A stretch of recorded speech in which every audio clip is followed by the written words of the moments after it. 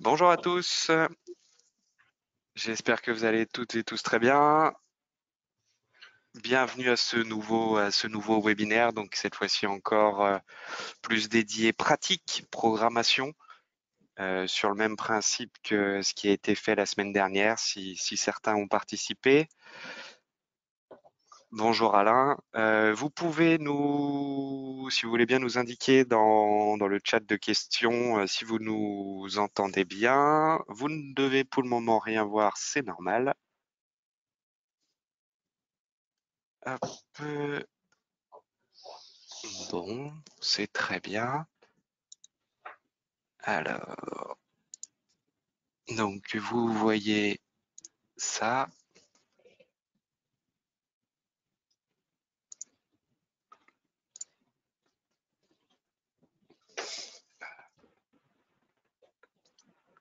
Hop. Et là, vous devriez voir l'exemple d'application. Bon, très bien.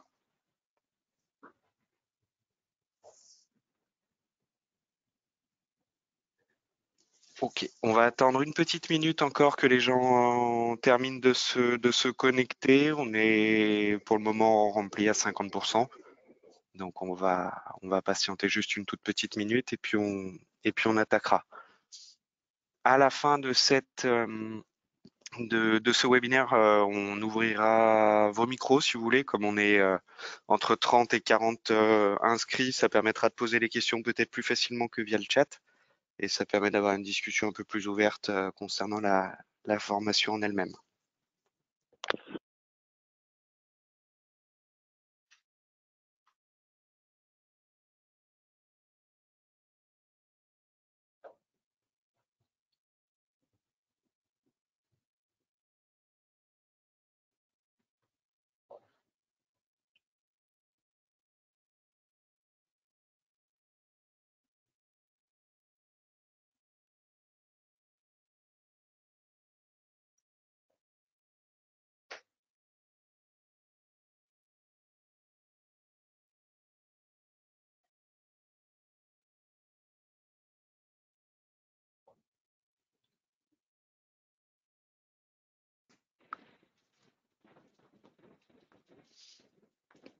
Bon, il est 14h02. Je vous propose qu'on attaque. Ça fera venir les éventuels derniers retardataires. Encore une fois, merci de participer, j'allais dire d'être présent, mais de participer à ce webinaire aujourd'hui. Le sujet d'aujourd'hui est du coup la programmation des variateurs de la gamme FC en boucle fermée, donc à savoir avec un capteur et le PID interne du variateur pour faire la régulation.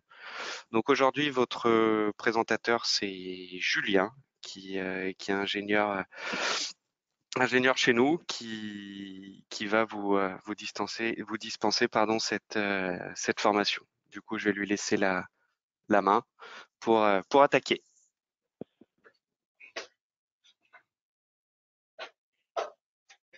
Bien, bonjour à tous. Merci d'être présent pour ce training et donc cette présentation, comme l'expliquait Antoine, du guide d'application en boucle fermée. Voilà, avant toute chose, je vais me présenter. Donc, Julien Trouillet, chez Danfoss Drives depuis 2010. Et comme Antoine l'a précisé, voilà, je fais partie de la cellule produit application. Voilà, donc, et aujourd'hui, c'est moi qui vous fais la présentation de ce fameux guide. Donc, juste pour information et pour rappel, les guides d'application, ce sont des guides qui sont faits par nous-mêmes et que nous mettons à disposition de tous les clients. On a une base de données qui regroupe environ 300 guides d'application. Donc en fait, on couvre tous les produits de la gamme VLT, du FC 102, 202, 302. Donc tous les produits qui composent notre gamme VLT. On a également des guides d'application spécifiques aux bus de terrain, à la safety. Donc en fait, dès que vous avez une question, une demande ou une application un peu spécifique, il y a de fortes chances que l'on ait ce guide d'application qui permet de mettre en œuvre de manière très, très facile et très pratique sur le variateur, l'applicatif en question.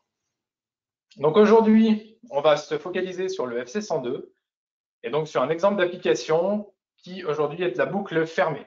Donc la semaine dernière, j'ai ma collègue qui a fait également une présentation en boucle ouverte sur le même type de produit du FC102. Donc petit rappel et petite nuance entre la boucle ouverte et la boucle fermée. Hein. La boucle ouverte, le variateur reçoit une consigne.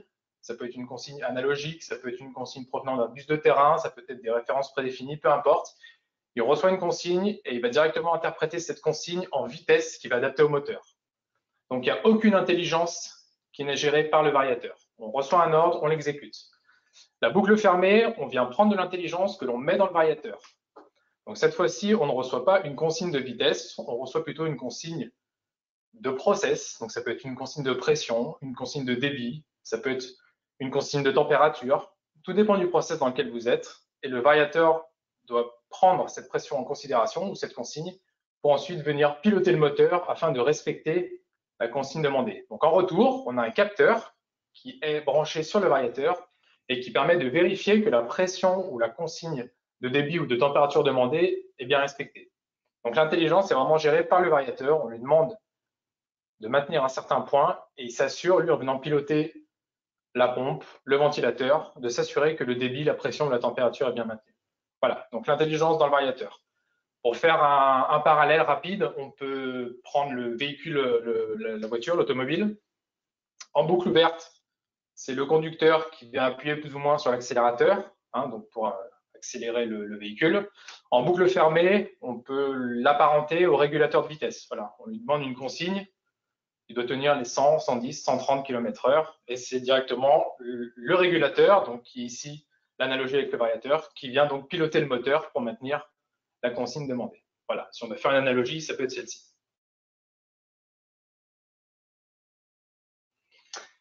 La présentation, donc comment elle va se passer? Moi, j'ai ici un PowerPoint que je vais défiler. Donc, c'est un PowerPoint guide d'application. Ils sont tous faits de la même manière. Il y a différentes parties, on va les détailler ensemble. Il fait à peu près 10 pages, donc on va le détailler sur les 10 pages, on va les passer. Et ensuite, on a une balise de démo sur laquelle on viendra se focaliser, donc on changera de caméra pour faire la démonstration, et je montrerai en réel la manipulation sur l'afficheur pour pouvoir programmer tous les paramètres et donc répondre ici à cet applicatif, donc qui est ici sur le FC102, variateur plutôt dédié IVAC, ventilation et air conditionné, sur une régulation de pression à consigne fixe. Donc là, le but, c'est de venir appliquer une consigne de pression. Donc dans cet exemple, c'est 5 bars, me semble-t-il. Et on va mettre tout en place pour que le variateur puisse gérer cette intelligence et maintenir cette pression. Voilà, donc là, je commence à défiler le PowerPoint. Donc, tous les guides d'application sont faits de la même manière. Il y a ici, vous retrouvez une partie mécanique. Donc, on vient ici rappeler brièvement comment monter le variateur, comment l'installer mécaniquement. Donc, il y a aussi bien les petites puissances. On voit ici tout ce qui est les gammes, on va dire, format danois jusqu'au format C, donc 90 kW, où on a les installations. Donc, en fonction des tailles, on vient ici préconiser des espaces de montage pour que mécaniquement le variateur soit monté dans les règles de l'art. On a également la même chose ici pour les fortes puissances. Donc, avec les préconisations de câblage, tout ce qui est lié à la ventilation avec le canal de refroidissement arrière, on vient expliquer brièvement comment monter et installer mécaniquement le variateur. Tout ce qui est mentionné ici, on le retrouve dans le manuel d'utilisation du variateur qui est livré avec le produit. Ici, on a juste fait un extrait des parties les plus importantes et ça permet de faire un rappel également avant de se plonger dans la programmation du variateur. Voilà, donc ici, installation mécanique, montage mécanique. Ensuite, deuxième partie, on a l'installation électrique. Donc, on retrouve ici tout ce qui est installation électrique, donc que ce soit aussi bien pour les câblages, avec donc des presses et tout qui peuvent ici CEM dans cette partie-là. On a également un rappel de tous les câblages, comment venir dissocier la partie commande de la partie puissance, voilà. Et on vient également rappeler tout ce que l'on doit faire sur la partie câblage avec la liaison des presses, des masses, ce qu'il faut faire, ce qu'il ne faut pas faire. Voilà, avec ici différents exemples, donc sur de la forte puissance, sur des plus petits en termes de puissance. Voilà. Donc l'installation électrique, tout comme l'installation mécanique, vous avez exactement la même chose dans le manuel d'installation livré avec le variateur. On vient ici juste faire un extrait des principaux éléments. Ensuite arrive la partie commande. Donc la partie commande que vous retrouvez ici, c'est celle qui viendra s'appliquer à l'exemple d'application que l'on fait aujourd'hui. Chaque guide d'application qui a une fonction et une application spécifique a son propre schéma de câblage et de commande. Donc ici, pour cet exemple d'application, on s'est basé sur une partie commande que vous retrouvez ici. Donc, on a un ordre de marche qui sera donné par un contact sec. On a ici le capteur de pression qui, donc, nous, est simulé par un générateur de 420 mA que je vous présenterai tout à l'heure. Et puis, on retrouve ici différentes informations avec des relais en sortie.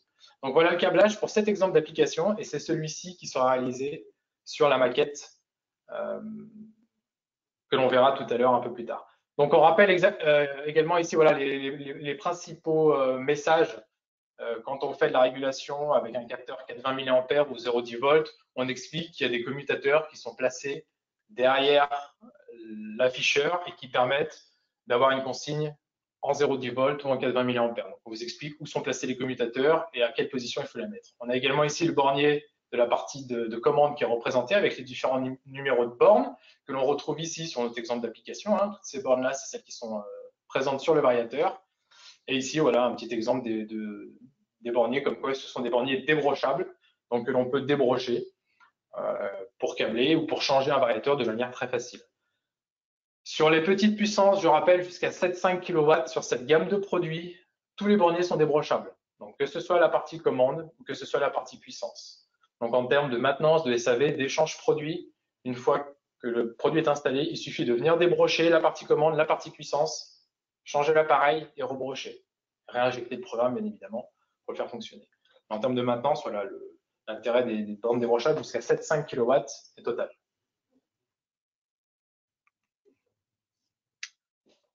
Troisième partie, donc ici, ça apparaît également dans le guide d'application. C'est quelque chose qu'on va passer assez rapidement. C'est ce qu'on appelle le Smart Start.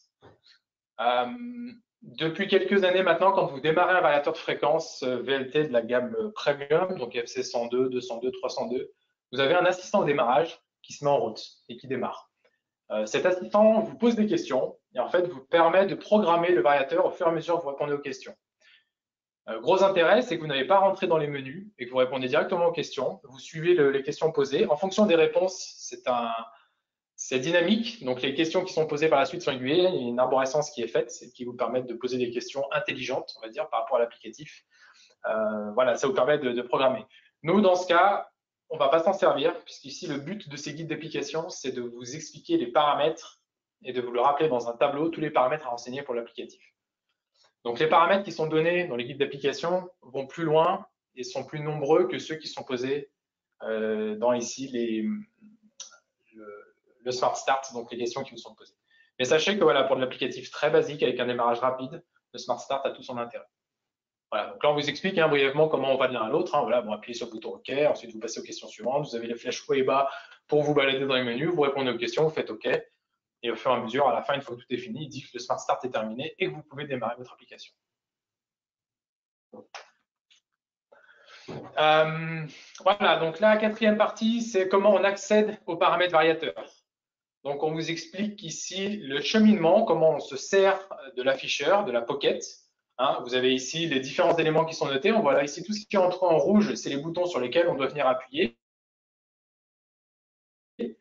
Donc, on vous explique, voilà, très typiquement, pour arrêter le variateur, il y a le bouton off ici sur lequel on appuie. Ensuite, on peut venir se balader en appuyant sur différents boutons, main menu, pour venir faire apparaître les menus principaux et donc les paramètres à renseigner qui font partie du guide d'application qui seront disponibles sur les pages un petit peu plus loin. Voilà. Donc, on vous explique comment vous balader dans le menu. C'est très facile. Une fois qu'on a compris comment venir modifier un paramètre, on a accès à tous les paramètres de manière très simple.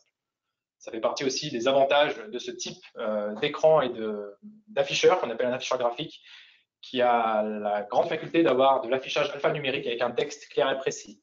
On a également, on ne l'explique pas dans le guide d'application, mais on a également un petit bouton qui s'appelle Info et qui permet d'avoir toutes les informations de tous les paramètres en quelques lignes.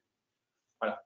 Ça ne remplace pas le guide de programmation qui est un guide de 300 pages où là où tout est détaillé. Mais si vous avez un doute sur un paramètre, vous appuyez sur Info et en 3-4 lignes, on vous explique ce qu'il fait. Voilà. Donc ça aussi, ça vous permet d'avoir un bouquin embarqué qui est très utile dans les moments où on ne sait pas à quoi correspond le paramètre.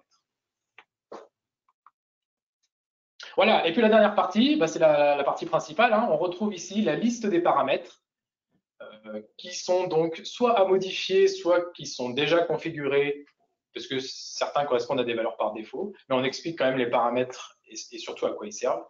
Et donc ici, il y a 2 ou 3 pages dans cet exemple où on vient répertorier tous les paramètres principaux et des paramètres supplémentaires pour activer certaines fonctions qui sont utiles dans de la ventilation, dans du pompage, ou tout dépend du process dans lequel et de l'applicatif dans lequel vous êtes. Voilà. Donc ici, on vient rappeler d'abord tout ce qui est le guide d'application que l'on a fait. Donc ici, on vient faire une régulation de pression en boucle fermée avec un retour capteur. D'accord. Le retour capteur, c'est un 420 mA, 0,10 bar. Donc on verra dans les guides d'application qu'on peut faire la mise à l'échelle. On définit l'échelle en intensité ou en tension du capteur, mais on met également son échelle physique, 0,10 bar, 0,1000 pascal, 0x mètre cubeur, voilà, tout dépend, il suffit de lire la plaque et on vient faire directement la mise à l'échelle. Ici, on va partir sur une pression de 5 bars, ça sera la consigne à tenir, il faudra tenir 5 bars. Et puis, on a des fréquences min de 25 et de 50 Hz. Donc ça, c'est généralement lié à l'applicatif, on vient mettre des vitesses min et des vitesses max qui sont propres à l'applicatif. Tout ce qui est pompage ou ventilation, on est bien souvent sur des vitesses où en effet on a une vitesse minimum de 20 ou 25 Hz pour soit sur un débit minimum, soit des questions de lubrification et de fonctionnement du matériel. Voilà. Donc les paramètres, ce que je vous propose, c'est qu'on les balaye, on les balaye tous. Il y en a qui seront plus ou moins rapides, et puis après on mettra ça en œuvre sur l'afficheur. Je reprendrai la liste qu'on aura vue là maintenant, et puis je les taperai les uns après les autres sur l'afficheur. Voilà, donc ici vous avez les paramètres, j'espère que vous y voyez assez bien. Moi j'y vois bien, ça va. Donc d'abord on a des paramètres, tout ce qui est lié au menu 0, donc tout ce qui est la langue. On choisit la langue, donc ici on sera en français bien évidemment. On a également tous les paramètres qui sont liés à l'affichage de l'écran. Sur l'écran graphique du LCP, il est possible d'afficher jusqu'à 5 différentes variables. Et ces variables sont totalement paramétrables. Donc ici, dans cet exemple, voilà, on va décider d'afficher la consigne de pression à laquelle on veut que ça fonctionne, donc 5 bars pour cet exemple d'application, le retour de l'entrée analogique, l'entrée 54, qu'on trouve ici, et puis le signal de retour, donc qui est ni plus ni moins que l'entrée analogique 54, mais mise à l'échelle de l'unité dans laquelle on travaillera. Donc ici, on a un capteur 0,10 bar, donc on aura un retour entre 0 et 10 bars en fonction du signal de l'entrée analogique 54. D'accord? Donc les paramètres 0, c'est tout ce qui est lié à l'affichage. Ensuite, on passe aux paramètres chargé moteur, que vous retrouvez ici. Donc chargé moteur, c'est tout ce qui est lié, comme son nom l'indique, à la charge et à la plaque moteur. La charge ici, on est sur de l'applicatif ventilation ou pompage en boucle fermée. Donc on définit qu'on fait de la boucle fermée. On attend un retour d'information pour pouvoir fonctionner. Et on définit le type de couple à appliquer. Ça, c'est très important puisque ça va définir le mode de contrôle du moteur du variateur. Donc on a généralement deux couples principaux sur les variateurs. Le premier qui est le couple variable, c'est celui que vous retrouvez ici. Donc ça, c'est uniquement ce couple. C'est lié à la charge et à la forme de la charge, donc du couple résistif de la charge que vous avez. Sur un ventilateur, on a un couple quadratique. Donc on dit au variateur, tu as un couple variable. Sur d'autres applications qui sont plus utilisées sur des variateurs type FC302, plutôt orientés industrie, là on retrouve plutôt des charges à couple constant, des broyeurs, des convoyeurs, des palettiseurs. Donc là, il faut un couple constant sur toute la plage de fréquence. Voilà. Ensuite, on retrouve les paramètres moteurs. Donc on la voit ici, paramètres 1,20 jusqu'à 1,25. Donc 1,25 ou au-delà, tout dépend de la technologie moteur que vous avez. Il faut savoir que quelle que soit la technologie du moteur utilisé, moteur asynchrone, moteur à aimant permanent, moteur à reluctance variable, il y a toujours le même nombre à un près de paramètres à renseigner, 4 ou 5. Donc on les renseigne ici.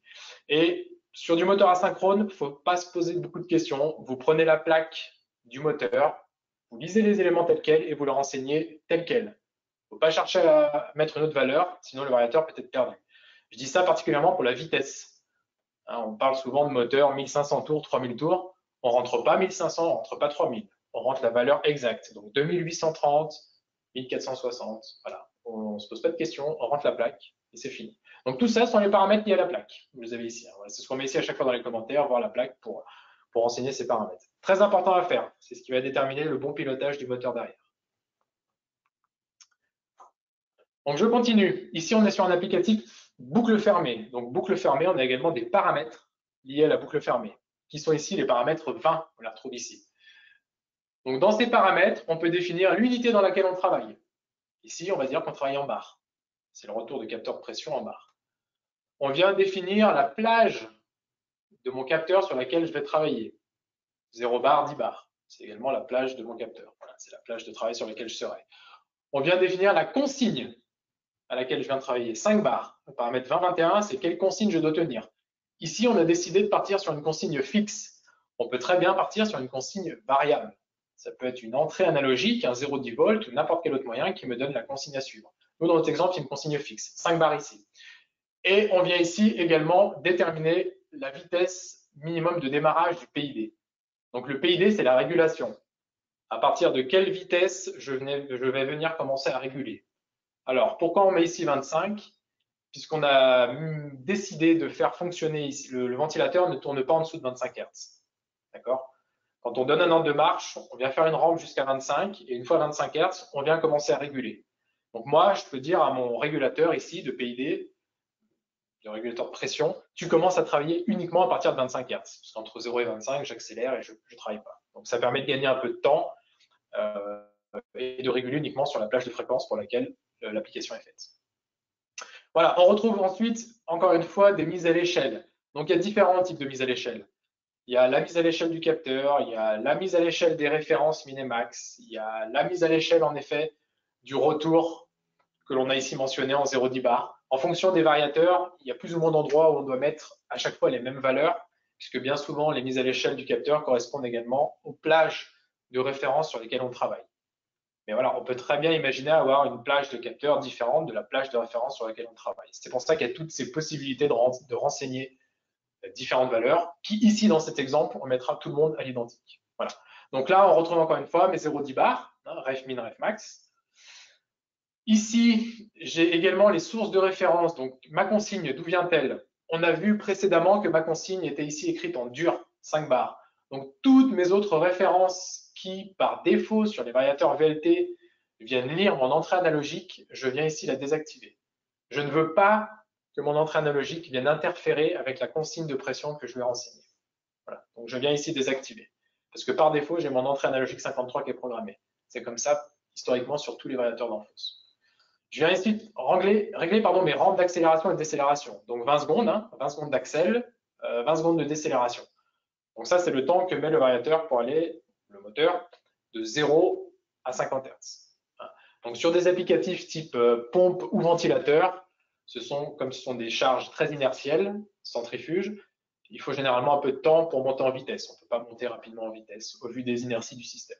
Donc on met des rampes assez longues. Ici, dans 20 secondes, ici, ça correspond à des rampes relativement courtes pour des applicatifs de ventilation. Il faut imaginer que sur des gros ventilateurs, on peut avoir des rampes allant jusqu'à 100, 180, 200 secondes sans aucun problème, et c'est totalement normal puisque la charge à entraîner est vraiment énorme.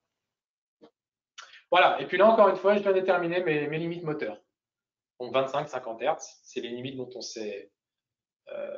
on a décidé d'utiliser le moteur et le ventilateur, qui correspond généralement à une utilisation en cas réel. On ne peut pas tourner en dessous, encore une fois, pour des questions de ventilation, de lubrification et d'échauffement. Voilà, ce sont les trois principales raisons pour avoir des vitesses minimum sur ce type d'application. Voilà, et là, il me semble que j'arrive à la dernière page également. Donc, on retrouve ici quelques entrées-sorties qui sont programmées. Donc, on a l'entrée de démarrage, qui est l'entrée 18. Par défaut, sur le variateur d'Enfos, la borne 18 est programmée en démarrage, mais on vient la rappeler tout de même ici. Et la borne 27, qui par défaut, sur les démarreurs d'Enfos, correspond à une entrée roue libre ou lâchage. Donc, ça aussi, c'est historique.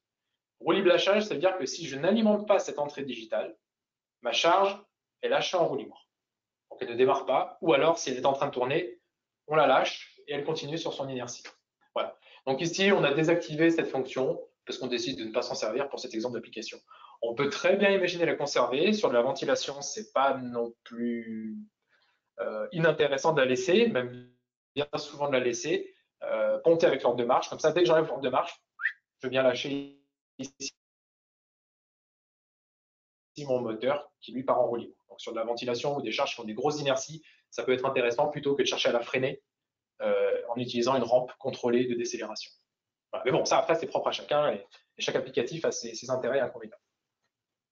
Et puis ici on retrouve mes deux relais. Donc j'ai deux relais sur les variateurs, relais 1, relais 2, un qui est programmé en variateur prêt. Quand tout est prêt, je bascule, et l'autre qui est programmé en fonctionnement. Dès qu'une fréquence est générée par le variateur, je viens dire activer mon relais comme quoi une fréquence est générée. Voilà. Encore une fois, totalement paramétrable. C'est ce qu'on a choisi pour cette application. Voilà. Et puis ici, un des derniers chapitres, ce sont les menus 6, pardon. Donc ça, c'est tout ce qui est mis à l'échelle de mon capteur retour de pression. 420 mA correspond à 0,10 bar. Encore une fois, on rappelle ici, on refait une mise à l'échelle. Parce que je vous disais, il y a plusieurs endroits où les 0,10 bars et les mises à l'échelle apparaissent, mais ce sont à chaque fois pour des choses bien différentes les unes des autres. Et on peut totalement avoir des mises à l'échelle totalement différentes en fonction de ce que l'on souhaite faire. Voilà. Avec ici une petite constante de temps, ici d'1 seconde. C'est le filtre que l'on met pour éviter de lire toutes les perturbations possibles qui viendraient du capteur de pression. Dans notre cas, on a un générateur 420, donc on est assez propre. Il faut savoir qu'en fonction d'où vient le signal, également qui peut être perturbé par d'autres éléments à côté, on peut venir mettre un filtre pour éviter d'avoir une lecture de signal vraiment très mauvaise et donc venir faire une régulation sur un signal très mauvais. Voilà. Et puis voilà, la dernière chose, c'est le gain, ici qu'on retrouve là, le gain de mon PID. Hein, je vous rappelle, j'ai mon capteur de pression qui arrive, j'envoie une consigne. En fonction de la pression retour que j'ai par rapport à ma consigne, il faut que je m'arrange pour augmenter la vitesse de mon moteur pour venir rejoindre cette pression. Et donc la rapidité et la justesse de venir rattraper la consigne se fait en fonction des gains qui sont programmés. Donc là, on a mis des gains, ce sont des gains un peu passe-partout. Sur de la régulation pour de la ventilation, on n'a pas besoin d'une dynamique et d'une réactivité trop importante. Les gains de 1 et 10 mentionnés ici sont largement suffisants. Voilà, une fois qu'on a fini tout ça, que tout est programmé, on peut lancer ce qu'on appelle chez nous l'AMA, adaptation automatique au moteur. Donc l'AMA, c'est une petite procédure, c'est un paramètre que l'on passe à 1 tout simplement, que l'on appuie sur un des boutons, ça la lance, où en fait le variateur va venir apprendre les caractéristiques du moteur. Donc il va apprendre les résistances statoriques, les inductances, non seulement du moteur, mais également du câble qui relie le variateur au moteur. Donc, une fois qu'il vient mesurer et apprendre tous ces éléments, il va être capable, lui, le variateur, de se modéliser, de se faire un modèle mathématique du moteur derrière pour pouvoir le piloter au mieux. D'accord ? C'est une optimisation de pilotage. À faire à chaque fois que vous mettez un nouveau variateur sur un nouveau moteur. Voilà. Ça ne coûte rien. Il faut le faire une fois au démarrage pour apprendre les caractéristiques moteur et après, le variateur pilotera au plus juste le moteur. Toujours le faire moteur à froid, puisqu'on mesure les enroulements statoriques. Si le moteur est chaud, les caractéristiques changent. Donc, pour être au plus juste, il vaut mieux que le moteur soit toujours froid, jamais chaud. Voilà. Et puis là, ici, vous avez juste une représentation de l'écran. Donc, avec justement les différentes variables qu'il est possible d'afficher, que vous avez ici. Donc, nous, on avait décidé d'afficher le retour de pression en barre, la fréquence du moteur, l'entrée analogique, le courant. Voilà. Donc, ça fait partie des premiers paramètres qui sont programmés. Voilà. Et puis, une fois que tout est fini, bien penser à appuyer sur le bouton Auto On qui permet d'attendre les ordres et de lancer le variateur en mode automatique. Voilà, là, je reviens au début. Donc, ce que je vous propose, c'est de passer en réel sur la maquette. Donc, avec Antoine, on va changer de caméra. On va passer sur la partie applicative. Voilà, le changement vient de s'opérer. Donc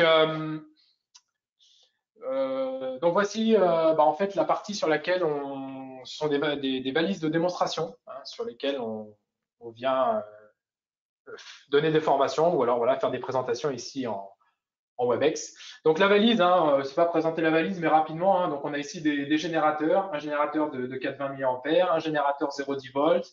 On a un potentiomètre pour donc simuler un 0,10 volts si besoin. On a une boîte à boutons pour trouver ici. Donc là, le câblage a été fait au préalable. C'est exactement le guide d'application que je vous ai présenté, le petit schéma de câblage auparavant. On retrouve ici l'écran qui a été déporté, qui normalement se situe directement sur la partie noire ici en plastique, mais on l'a déporté pour des questions de visibilité. Et puis ici, on retrouve toutes les fiches bananes qui permettent de faire les différentes connexions. Donc avec ici, on retrouve les différentes entrées digitales, 18, 19, 27, 29. Donc encore une fois, qui correspondent au schéma de câblage qui vous a été montré dans le guide d'application. Voilà, partie analogique, partie relais. Et ici également un afficheur de mon 420, un afficheur de mon 0,10 volts. Et il doit y avoir peut-être un endroit, je ne sais plus exactement, le 420 mAh qui revient. Oui, si, c'est celui-ci, pardon. Ça, c'est le retour 420 mAh. On a une sortie analogique sur le variateur. On est capable d'affecter un signal de sortie sur cette sortie analogique, pardon. Et donc, on a ici la valeur en 0,20 mAh. Voilà, donc j'ai ici mon variateur, ma boîte à boutons. Donc, ce que je vous propose, c'est de le mettre en route, de partir d'un paramétrage d'usine. Donc, paramétrage d'usine, je vous rappelle, je vous apprends pour ceux qui ne savent pas, qu'il y a une petite séquence, on appuie sur 3 boutons qui sont statut, main menu et OK. Donc, on appuie sur ces 3 boutons en même temps. Donc là, ici, je vais le faire avec ma main droite. Il faut être assez On va faire dans les deux mains. Hop, on met en même temps, on met sous tension. Donc j'ai mis sous tension, je reste bien appuyé sur les trois boutons. Voilà, j'entends mon variateur les relais qui bagotent. Voilà, mon écran s'éteint, s'allume. Il m'affiche initialisation, enfin initializing en anglais, parce que les paramètres par défaut sont toujours en anglais sur les variateurs d'Enphos VMP. J'espère que vous y voyez à peu près bien. Bien, voilà. Donc là, au démarrage, qu'est-ce qu'il explique? Il pose une question. Ça fait justement partie du Smart Setup. C'est ce dont je vous parlais. Sur les versions, il y a maintenant 2, 3 ou 4 ans, on vient insérer un petit assistant. Donc, je vais peut-être répondre quand même à la première question uniquement, où il me demande le langage. Allez, pour éviter d'aller dans un des menus, je vais ici directement changer la langue. Donc, j'appuie sur le bouton OK pour ici venir changer. On voit qu'il passe en noir. Je modifie ma langue, donc avec les flèches haut et bas, je me balade. Je choisis français et je rappuie sur OK. Voilà. Donc là, j'ai passé ma langue en français. On peut continuer à répondre à toutes les questions en appuyant sur la flèche du bas, puisqu'on voit que c'est ce qu'il indique ici. Il y a une petite flèche bas là. Donc si on appuie sur la flèche du bas, on a d'autres questions qui seront posées. Le but ici, c'est pas de répondre aux questions, c'est d'aller dans les paramètres pour venir paramétrer le guide d'application en question. Donc on peut sortir de là en faisant un coup de back. Et là, il me dit, voilà, vous êtes sûr, est-ce que vous voulez bien rester, bien quitter? OK, moi je veux quitter. Voilà, tout simplement. Donc, je reviens ici sur mon statut. Voilà. Ici, sur ma touche de statut, je retrouve mon écran principal. Donc, avec différentes variables. L'état de mon variateur, donc là, je suis en alarme, ce qui est tout à fait logique puisque je viens de réinitialiser le variateur. Sur les VLT, lorsqu'on fait une initialisation, on a l'alarme A80 qui apparaît. Initialisation variateur. Totalement logique. Donc ici, j'ai mes différents boutons pour aller dans mes menus rapides, mon menu principal et un journal d'alarme. D'accord? C'est la composition des 4 boutons, avec ici le statut pour afficher les éléments principaux. Sur la partie du bas, je retrouve également différents boutons avec prise en manuel du moteur, la touche End On, la touche Off qui arrête tout, donc j'ai plus aucun ordre qui est pris, mon moteur est arrêté, la touche automatique qui permet de venir piloter mon variateur avec mes entrées digitales, mon bus de terrain, voilà, qui permet de prendre en tout cas la main à distance du variateur. C'est comme ça que fonctionnent les variateurs dans l'ensemble des cas. Et puis ici, un bouton Reset qui me permet de venir acquitter mes défauts. Donc là, j'ai une alarme A80. Si je viens acquitter mon défaut en appuyant sur Reset, voilà, j'ai mon alarme qui disparaît. Qui me disait juste que mon variateur était initialisé. Donc il n'y a pas d'alarme récurrente ou quoi qu'est-ce, c'était juste une information. Voilà. Donc la première chose à faire quand on vient programmer, c'est on passe le variateur sur Off. Comme ça, si jamais le câblage est déjà réalisé, qu'un ordre de marche est donné par mégarde ou qu'il est déjà actif, ça évite pendant la programmation de pouvoir faire partir le moteur inopinément. Voilà, donc on se met bien en off et ensuite on va venir se balader dans les menus. Donc les menus, je vais récupérer juste, pardon, je prends mon guide d'application sous les yeux. C'est celui que je vous ai montré, il n'est pas projeté à l'écran, mais bon, c'est celui que je vous ai montré, je l'ai réimprimé ici. Donc, je vais peut-être le faire comme ça. Enfin, c'est pas, je vais shooter dans le... Alors, si je fais main menu, j'appuie une fois sur main menu, pardon, pour aller dans les menus principaux. Je vais dans mon premier menu qui est le, alors 001, la langue on l'a déjà fait, on va passer au suivant, l'affichage. Donc 0-20. Donc je vais 0-20, c'est le 0, étoile étoile, noté ici. J'appuie une fois sur OK. Je rentre dans le sous-menu, donc 0, 0, 1, 2, 3, ou ainsi de suite. Donc là, moi, c'est 0-2 étoiles, ce qui est mentionné ici. Donc je descends au 0-2. Je fais juste le premier paramètre pour m'expliquer comment on se balade. Après, je le ferai beaucoup plus rapidement. Donc 0,2 étoiles, écran LCP. Écran LCP, pour le coup, c'est assez explicite. J'appuie sur OK pour entrer dedans. Et là, je retrouve mon 0,20, affichage ligne 1.1 petit. Affichage ligne 1.1 petit. Et là, je viens changer la valeur, parce que ici, je demande du 16,01 pour avoir la référence en unité. Et par défaut, j'ai du 16,02, la référence en pourcentage. Donc j'appuie sur OK. Et je remonte d'un cran. Donc après, haut ou bas, vous testez. Si ça part dans le mauvais sens, vous testez l'autre. Voilà, il n'y a pas de souci. Référence unité et vous faites OK pour valider. Voilà. Donc là, j'ai ma bonne valeur qui est affichée comme sur mon exemple d'application. Pour rappel, en bas apparaît l'ancien paramètre qui était programmé. Ça peut être assez pratique si vous faites une fausse manip, que vous vous baladez, vous appuyez sur OK sans faire exprès. Ah mince, je me souviens plus ce qu'il y avait avant. Bah si, vous vous en souvenez, puisque vous avez ici le rappel du paramètre qui était précédemment programmé. Un petit détail, mais ça peut avoir une importance très, très grande quand on est en train de programmer et qu'on fait une erreur. Ensuite, je continue mon exemple. Donc 0,22. Donc là, je fais un coup de back. Non, pardon, 0,20. Voilà. Là, je descends. 0,21, 0,22, puisque je suis toujours dans mon menu 0-2 étoiles. Donc 0, 0,22. Et là également, on me demande le 1664. j'ai le 16-10, donc je vais le modifier. J'appuie une fois sur OK et je me balade jusqu'à aller trouver mon 16-64.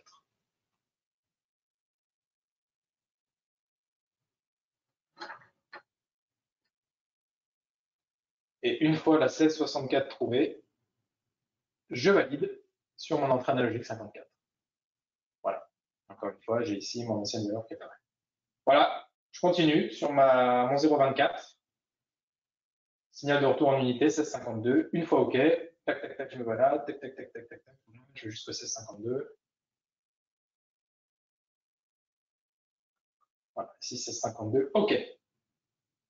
Voilà, donc là, j'ai fait ma première programmation qui correspond au menu 0-2 étoiles. Si je continue ma lecture, je rentre dans les paramètres 1. Donc là, pour revenir, je fais back, je remonte d'un étage, donc 0-2 étoiles, enfin 0- quelque chose. Et si je fais encore une fois back, je remonte à mon menu principal. Voilà, tout est structuré par arborescence avec des menus et sous-menus. Une fois qu'on a compris comment se balader dans les différents menus avec les sous-menus, il n'y a rien de plus facile que de programmer un variateur VLT. Donc là, vous voyez, un chargé moteur, je fais une fois OK. Ici, on me demande d'aller au 1-0 étoile. Donc, je suis directement dessus, je fais encore une fois OK. Et là, le 1-0-0, mode de config. Ici, j'ai une boucle verte par défaut, je dois passer en valeur 3, boucle fermée. Hop, OK. Impeccable. Je continue de descendre pour aller à mon paramètre 1,03. Ici, on me demande de passer en couple variable. OK. Hop. Les différents choix, hein, vous voyez, couple compresseur, couple variable. Donc, ça dépend de l'applicatif. Ici, moi, je suis en couple variable puisque j'ai une charge, dans cet exemple, de ventilation qui est une charge à couple quadratique, donc à couple variable. Voilà. Et là, je continue. Je fais une fois back, parce qu'on me demande d'aller au 1-2.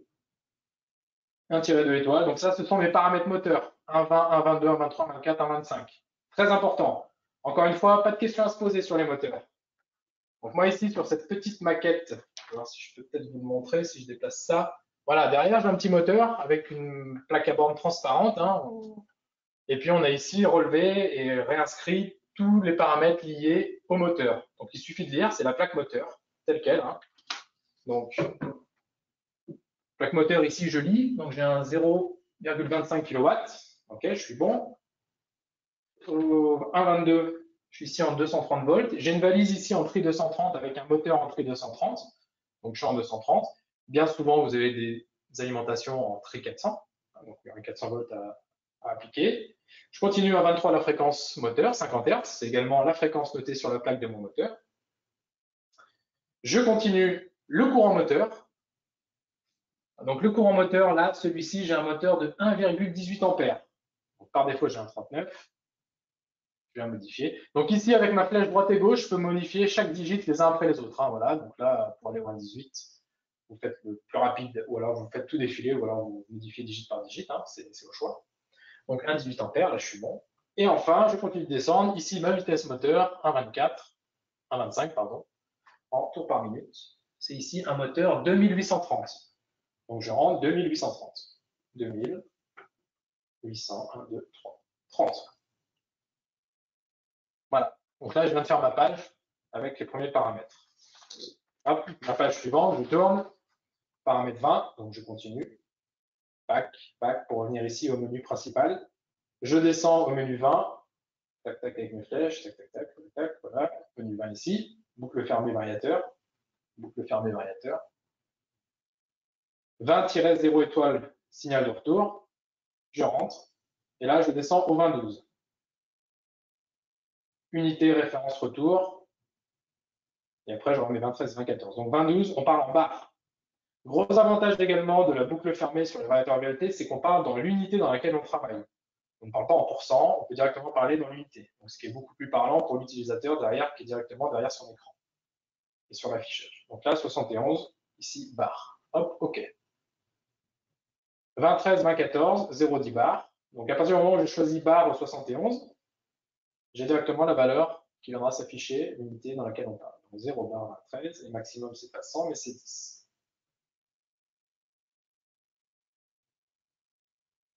Je vais y arriver, 10, voilà. 10 bars. On continue, 20-21, une fois back, 20-2, retour et consigne. 20-21. Donc il y a d'autres paramètres. Hein. Là, dans le 20-2, par exemple, si j'appuie, je tombe sur le 20-20. Ici, c'est une fonction dont on n'a pas besoin de venir toucher la valeur pour ce type d'applicatif. Donc c'est pour ça qu'on passe directement, on va directement au 20-21. Les paramètres qui apparaissent dans les grilles d'application sont vraiment les paramètres principaux faits pour l'application. 20-21, j'ai également la valeur en barre qui apparaît. Donc là, ici, je décide de mettre à 5 barres. Bien faire attention, il y a un petit point ici. Hein. On le voit, c'est le 5.0. Il ne faut pas mettre ici 5. Hein. Sinon, la régulation, c'est sur du 0,005 barres. Bien ici, faire attention à la virgule. 5 barres. Hop, je continue. 20-8 étoiles. Tac. Réglage basique du PID. Donc, c'est la fameuse régulation. 20-83, la vitesse de démarrage.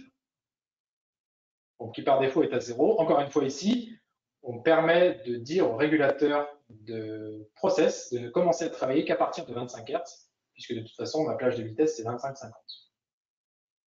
Hop, 1, 2, 3, 4, 5. 25 Hz. Voilà.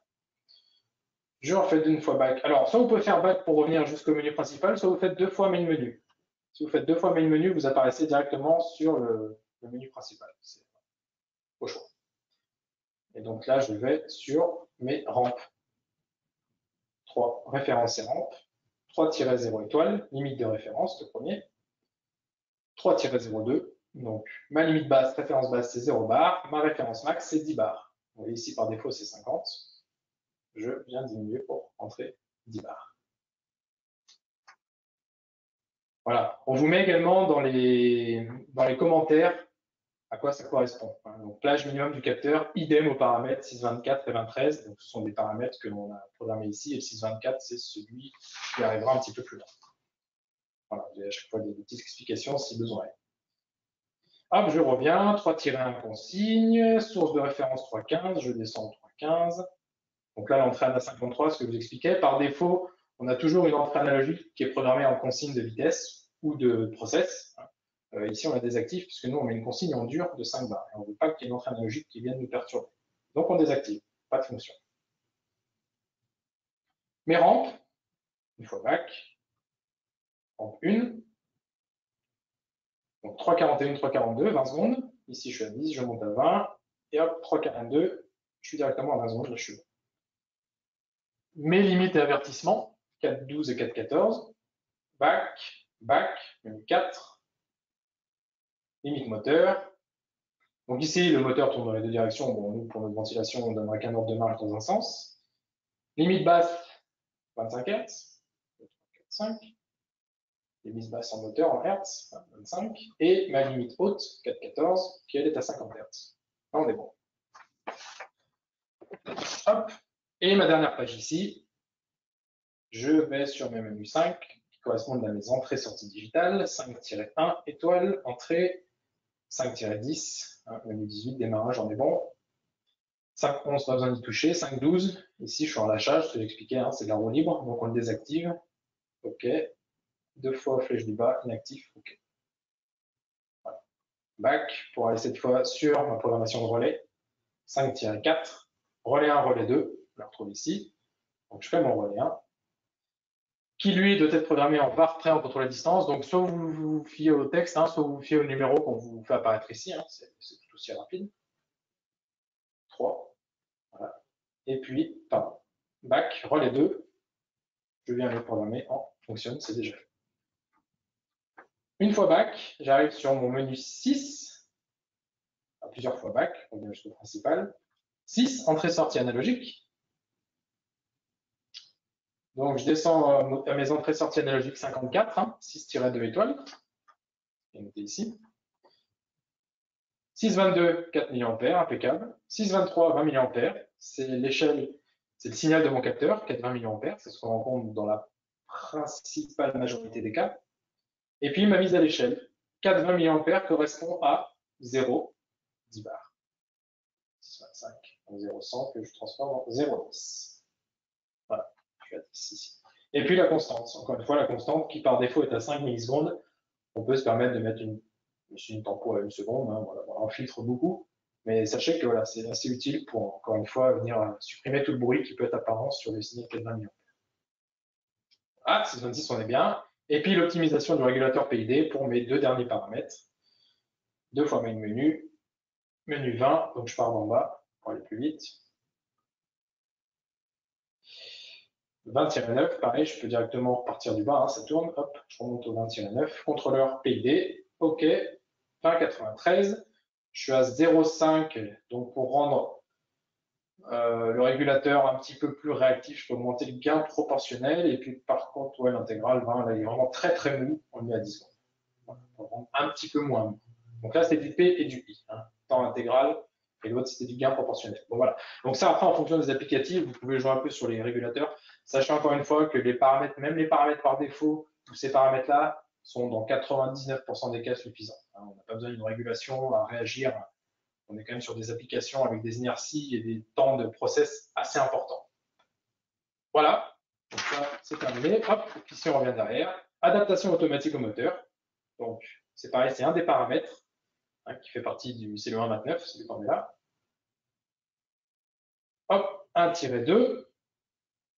Et là, je vais direct, donc c'est à la fin des paramètres moteurs qu'on a renseignés dans les premières parties. Je vais directement au 1-29, adaptation automatique au moteur. Et on demande de mettre la valeur 1. Donc, je vais le faire, je fais OK. Je change. AMA activée complète. Je fais OK. Et à partir de là, automatiquement, l'écran revient sur la page principale et on me demande de presser End On pour activer l'AMA. Donc End On, c'est une touche qui est ici. Donc je vais l'activer, j'appuie dessus. Et là, je pense que ça s'entend, c'est un petit bruit aigu. En fait, c'est le variateur qui est en train d'envoyer du courant dans le moteur et qui fait l'apprentissage de ses caractéristiques. Voilà. Je parlerai peut-être plus tard parce que si ça scie, vous n'allez peut-être pas m'entendre.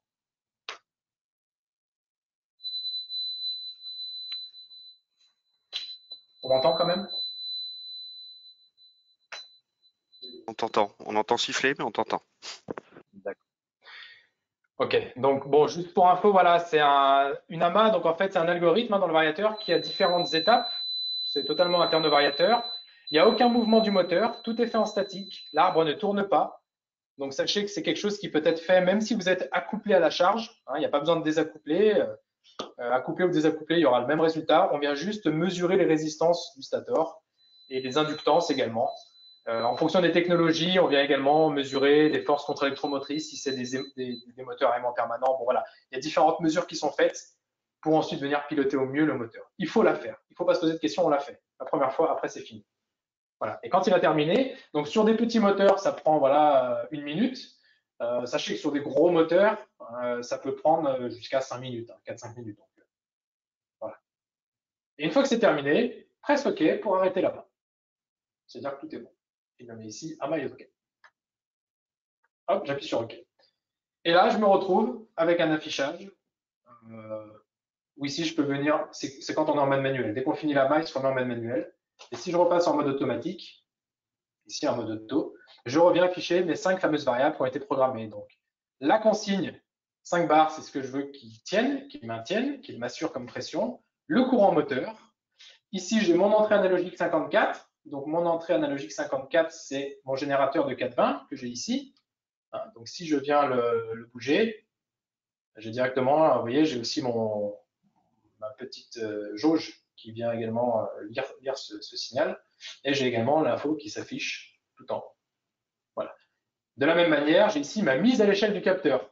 Donc, c'est là où j'ai dit 420 mA correspond à 0,10 bar. Donc, c'est uniquement une mise à l'échelle totalement linéaire ici. Voilà, entre 4, voilà, je ne suis pas tout à fait à 4 milli, mais voilà, j'ai en tout cas la règle entre 0,10 bar qui correspond à 420 mA. Donc ça, c'est mon retour. C'est ce qui se passe réellement en sortie ou dans les gaines de ventilation après mon ventilateur. Donc là, mon variateur est prêt. Je suis automatique, à distance, j'attends un ordre et je suis en attente. Cette ligne-là est très importante. La ligne du bas vous donne l'état du variateur. Hein, si jamais il ne démarre pas, il suffit de lire la ligne du bas généralement et on sait pourquoi. Si vous êtes ici arrêté, quelqu'un a appuyé sur off par inadvertance, on voit ici tout de suite inactif. Inactif veut dire que je suis sur off. Ah, très bien, appuyez juste sur auto on et vous repartez en mode automatique. Voilà. Donc cette ligne du bas est très très importante et très pratique pour connaître rapidement l'état du variateur. Donc là, ce que je vous propose, voilà, moi je prends ma petite boîte à boutons que j'ai ici. Donc ma borne 1 ici, c'est celle qui est sur mon entrée 18. Voilà, donc là j'ai un retour, on peut mettre un retour, on va dire qu'on n'a pas de pression quand on commence à tourner. Hein, voilà, j'ai un retour à 2 bars. importe, 1 bar. Donc là, je donne un ordre de marche. Donc là, je ne sais pas si vous entendez le bruit, mais on a en tout cas la fréquence moteur qui augmente. J'ai mon moteur qui tourne de l'autre côté, mon courant consommé. Et donc là, il vient monter voilà, jusqu'à 25 Hz déjà en suivant sa rampe. Et ensuite, à partir de 25, il régule. Donc en fait, la régulation, c'est qu'il regarde où il en est. Il regarde ce qu'il doit atteindre comme consigne. Et donc, s'il est en dessous, eh ben, c'est qu'il se dit, OK, il faut que je tourne plus pour pousser un peu d'air et avoir un peu plus de pression. Donc, dans la vraie vie, on a la pression qui augmente. Hein, donc, moi, je le simule avec mon petit 420. Donc, ma pression augmente. Et on voit que plus je me rapproche de mes 5 bars, plus il vient adapter la vitesse. Donc, tant que je ne suis pas encore à 5, même tant que je suis encore en dessous, lui, il continue d'augmenter sa vitesse.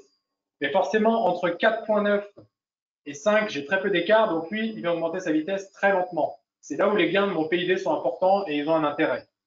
C'est cette vitesse d'augmentation, d'accélération ou de décélération qui est plus ou moins importante en fonction des gains. Voilà. Et si jamais je viens dépasser ma pression, j'étais un peu trop loin, je suis à 5.4, et bien là, forcément, dans l'autre sens, j'ai ma vitesse qui diminue pour justement permettre à la pression de sortie de baisser. Voilà. Et puis si j'ai ma pression qui augmente encore, il descend d'autant plus vite, puisque là, il estime qu'il y a beaucoup plus de pression que ce qui est demandé. D'accord? Donc voilà. Moi, je joue uniquement avec mon 420 mA ici, hein, qui reflète mon capteur de pression. Et qui est branché directement sur mes entrées 54 et 55 du variateur. Voilà. Et puis après, j'ai mon bouton. Hein, et donc, si j'enlève l'ordre de marche, tac. Ici, il dit qu'il marche sur rampe, donc il décélère ou il accélère. Dans ce cas-là, il décélère jusqu'à descendre à vitesse nulle et s'arrêter et à se mettre en mode attente à nouveau.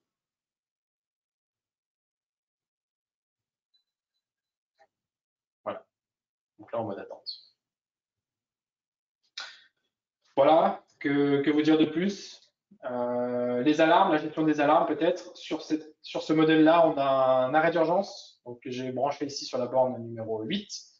Donc si jamais je viens générer un arrêt d'urgence, pareil au niveau de l'affichage, on a une LED rouge qui clignote, qui prévient, et on a bien évidemment les 2 lignes qui sont aussi très importantes. La dernière qui dit je suis en alarme, donc c'est pour ça que je ne peux pas démarrer. Vous voyez, j'ai beau donner un ordre de marche, il ne se passe rien.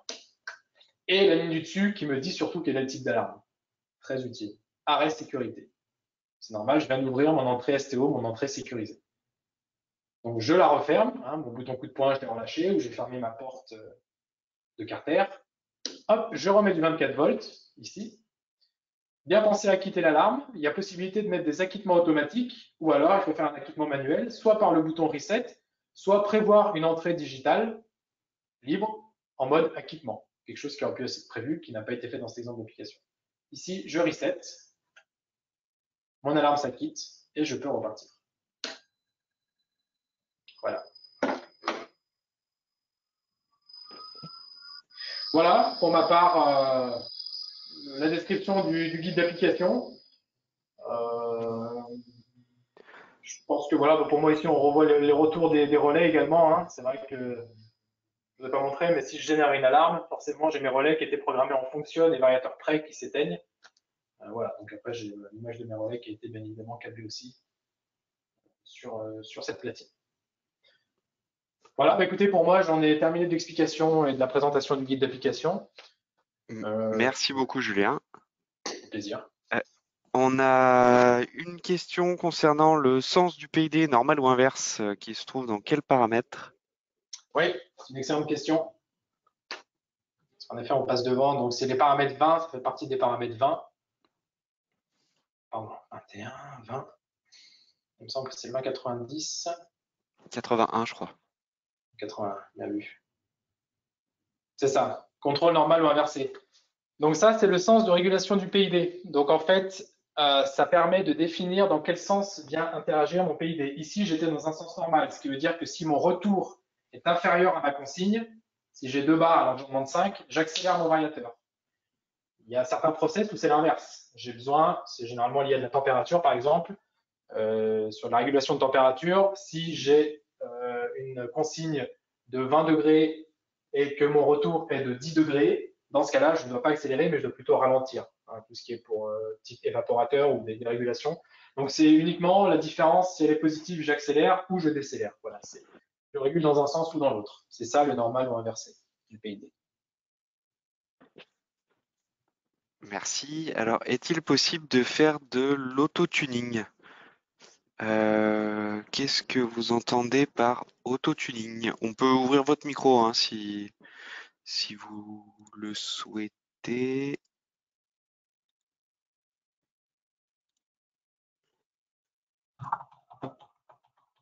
On vous écoute.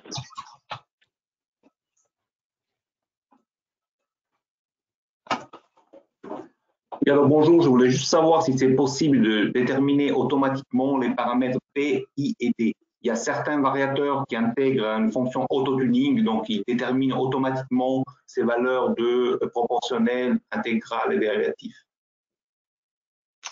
Alors, sur ce type d'application et sur ce type de variateur, on n'a pas en effet de ce qu'on appelle ce que vous appelez l'auto-tuning avec l'adaptation automatique des gains. Pour la simple et bonne raison qu'ici on est sur des charges en effet assez inertielles avec des très grosses inerties et que le temps d'apprentissage ou l'algorithme d'apprentissage des gains n'est pas forcément justifié. Par contre, sur d'autres gammes de produits qui sont un peu plus dédiés sur le monde de l'industrie, on a des possibilités de venir mesurer et déterminer certains paramètres, comme les inerties ou voilà, comme certains paramètres qui viennent après jouer dans l'algorithme du contrôle moteur. En tout cas, pour répondre à votre question, sur ce type de variateur, on n'a pas d'auto-tuning PID comme ce que vous pouvez connaître sur d'autres modèles. Après, ce que je disais aussi, aujourd'hui, sur le nombre d'applicatifs qu'on a en ventilation sur des charges quadratiques, les gains qui sont enseignés, on n'a jamais à les toucher. Et en fait, les gains par défaut répondent parfaitement à l'applicatif. Donc, il n'y a pas besoin vraiment de faire d'optimisation sur ce type d'applicatif.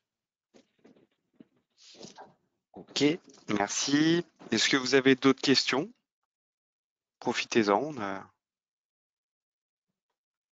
à l'écrit ou à l'oral, comme vous voulez.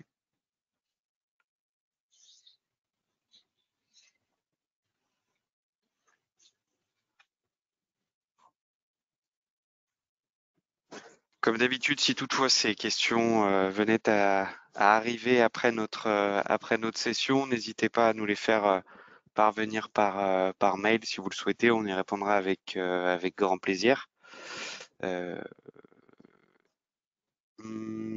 Est-ce que juste vous pouvez nous faire un petit retour comme ça à chaud par écrit, savoir si l'image était claire et si l'utilisation des différentes caméras apportait un plus ou un moins d'ailleurs, n'hésitez pas à nous le dire aussi, à ce webinaire. Sachez également que bon, là on est sur un format de webinaire d'1 heure.